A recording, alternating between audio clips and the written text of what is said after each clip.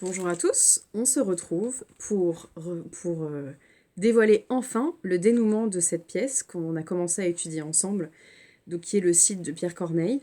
On va voir aujourd'hui l'acte 5, comme d'habitude, je ne lirai pas en entier toutes les scènes, mais ferai le résumé de certaines. Je vous rappelle le cadre de cette pièce, le cadre général. Souvenez-vous, dans l'acte 1, on avait plusieurs personnages. Les plus importants semblaient être Rodrigue et Chimène, donc ils sont deux amants, comme on disait à l'époque, donc deux amoureux. Et leur amour est menacé parce que leur père se dispute et que le père de Chimène provoque le père de Rodrigue et même le déshonore en lui donnant un soufflet. Donc dans l'acte 2, Rodrigue venge son père, il tue le comte et donc voit son amour pour Chimène menacé. Dans l'acte 3, Rodrigue et Chimène se sont réellement éloignés. On voit que Rodrigue est vraiment désespéré d'avoir perdu Chimène, mais que Chimène réclame vengeance. Et souvenez-vous, dans l'acte 4, Rodrigue s'est éloigné un moment de Chimène pour aller combattre les morts. Il en est revenu victorieux, mais ça n'empêche pas Chimène de toujours réclamer justice pour son père.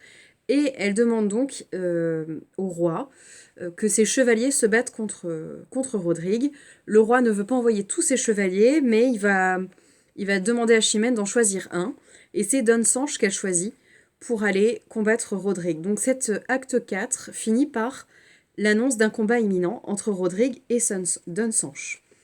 Donc voici l'acte 5 et son ouverture à la scène 1. On retrouve Don Rodrigue et Chimène. Chimène. Quoi, Rodrigue, en plein jour? D'où te vient cette audace? Va, tu me perds d'honneur. Retire-toi, de grâce. Rodrigue. Je vais mourir, madame, et vous viens en ce lieu, avant le coup mortel, dire un dernier adieu. Mon amour vous le doit, et mon cœur qui soupire n'ose, sans votre aveu, sortir de votre empire. Chimène. Tu vas mourir? Don Rodrigue. J'y cours, et le comte est vengé. Aussitôt que de vous, j'en aurai le congé. Chimène. Tu vas mourir? Dunsanche est-il si redoutable qu'il donne l'épouvante à ce cœur indomptable? Qui t'a rendu si faible, ou qui le rend si fort? Rodrigue va combattre et se croit déjà mort? Celui qui n'a pas craint les morts ni mon père va combattre Dunsanche et déjà désespère? Ainsi donc au besoin ton courage s'abat? Rodrigue. Je cours à mon supplice et non pas au combat. Et ma fidèle ardeur sait bien m'ôter l'envie, quand vous cherchez ma mort, de défendre ma vie. J'ai toujours même cœur, mais je n'ai point de bras, quand il faut conserver ce qui ne vous plaît pas. Et déjà cette nuit m'aurait été mortelle, si j'eusse combattu pour ma seule querelle. Mais défendant mon roi, son peuple et le pays, à me défendre mal, je les aurais trahis. Mon esprit généreux ne hait pas tant la vie qu'il en veuille sortir par une perfidie. Maintenant qu'il s'agit de mon seul intérêt, vous demandez ma mort? J'en accepte l'arrêt. Votre ressentiment choisit la main d'un autre? Je ne méritais pas de mourir de la vôtre? On ne me verra point en repousser les coups. Je dois plus de respect à qui combat pour vous.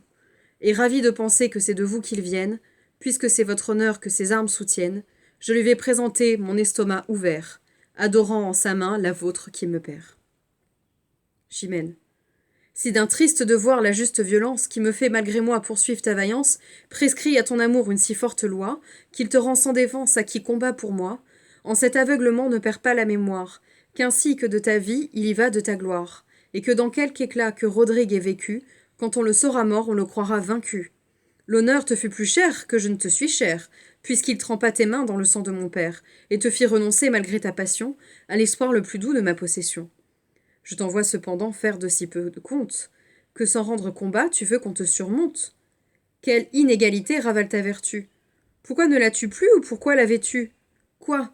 Tu n'es généreux que pour me faire outrage? Et s'il ne faut m'offenser, n'as-tu point de courage?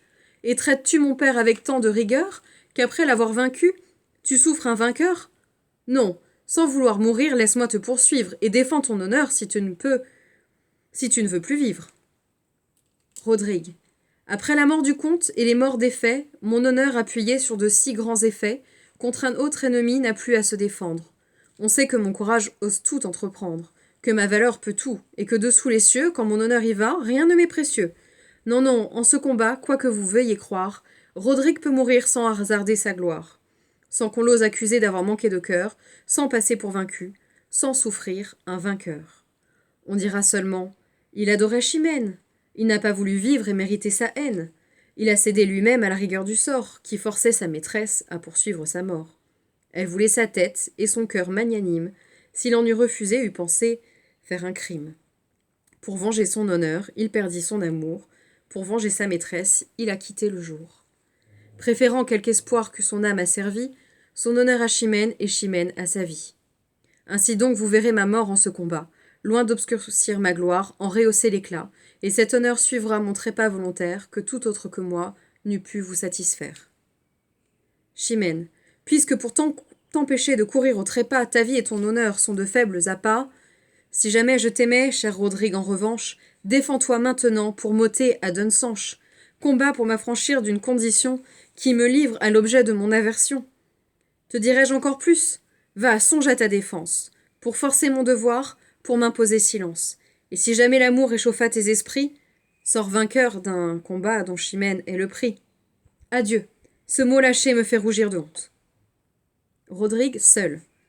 Est-il quelque ennemi qu'à présent je ne dompte? Paraissez, Navarrais, Maures et Castillans, et tout ce que l'Espagne a nourri de vaillants, unissez-vous ensemble et faites une armée, pour combattre une main de la sorte animée. Joignez tous vos efforts contre un espoir si doux, pour en venir à bout, c'est trop peu que de vous. Donc dans cette scène, à l'origine, donc au début, Rodrigue vient dire à Chimène, je vais mourir madame, parce qu'en fait, il compte, j'espère que vous l'avez compris, il compte se laisser battre par Dunsanche, parce que il estime que si Dunsanche vient défendre l'honneur de Chimène, et ben c'est comme si Chimène le tuait elle-même, et c'est ce qu'il souhaitait déjà dans l'acte précédent. Je ne sais pas si vous vous souvenez, il venait la voir et lui demandait de le tuer. Et donc lui, il veut arrêter de se battre, il veut pas combattre Dunsanche, il veut se laisser tuer pour laisser Chimène avoir sa vengeance. Chimène essaie de réveiller son esprit guerrier, comme aurait pu le faire le père de Rodrigue d'ailleurs, en lui disant bah, si ce n'est pas pour moi que tu te bats-toi pour ta gloire, tu seras déshonoré de t'être fait tuer par Dunsanche, qui est visiblement un bien piètre guerrier.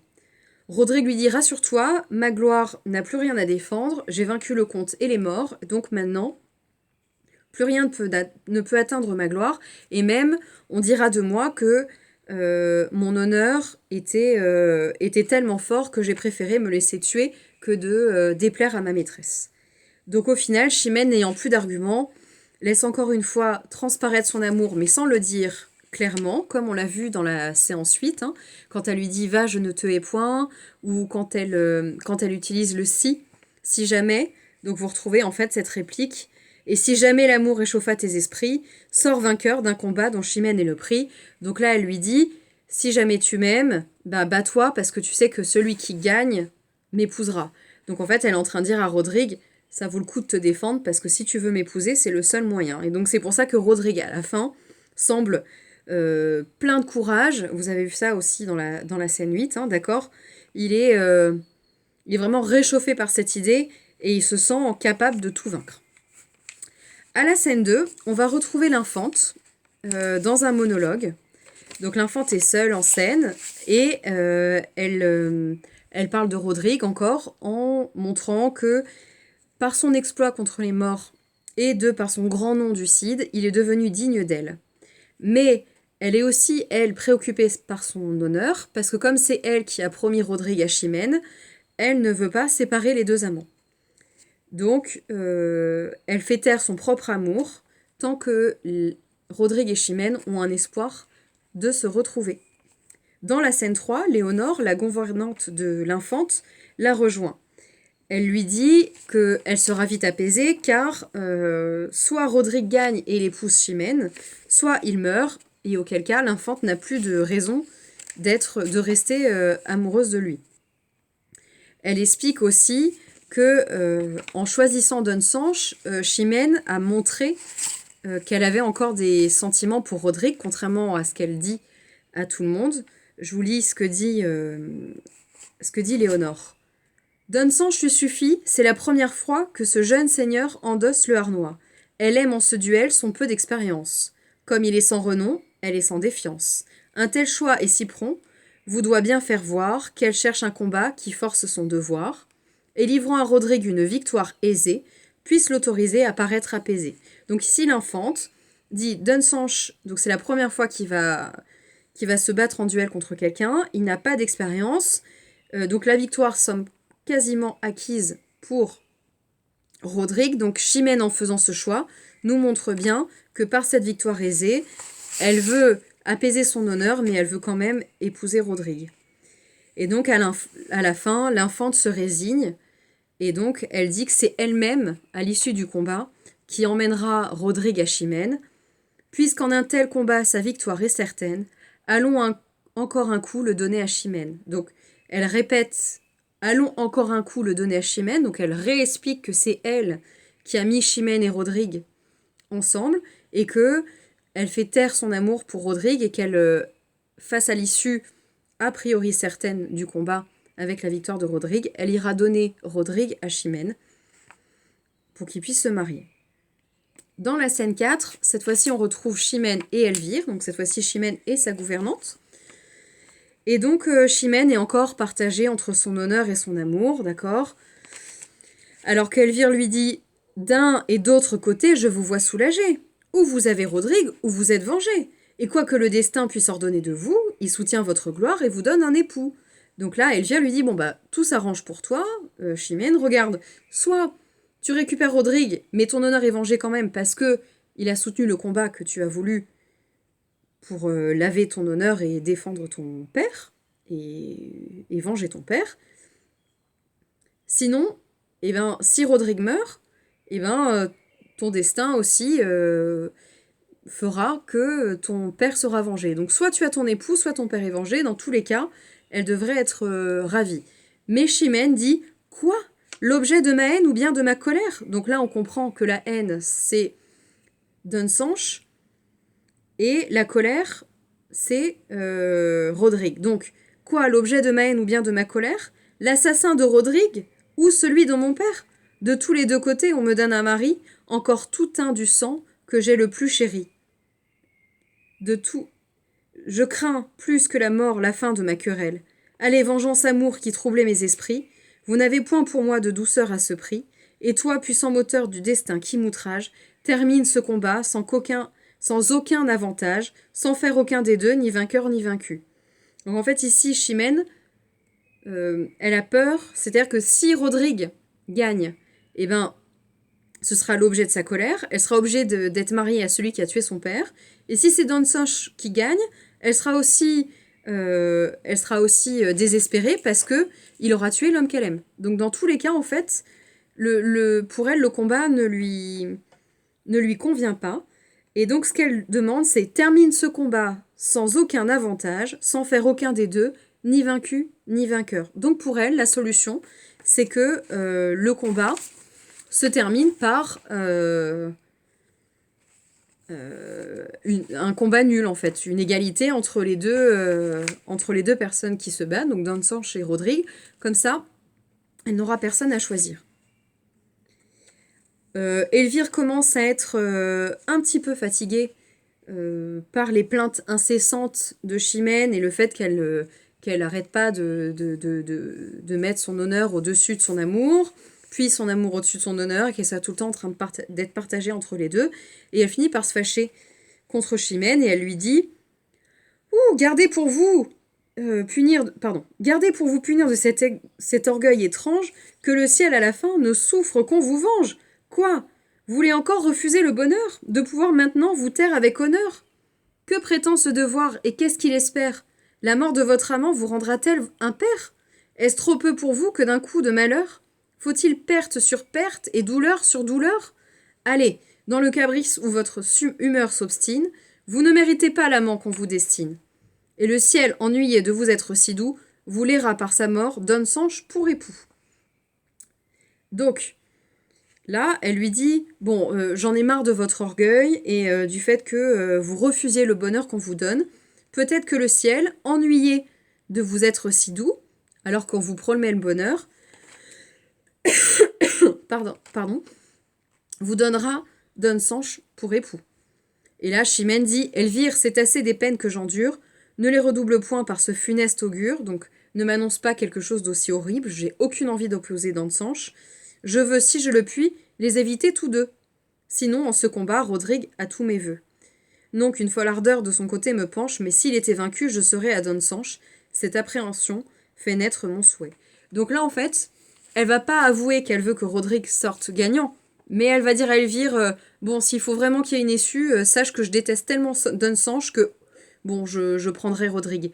Mais encore une fois, on lit entre les lignes et on retrouve la Chimène qui déguise son amour et on voit bien que elle préfère bien sûr Rodrigue.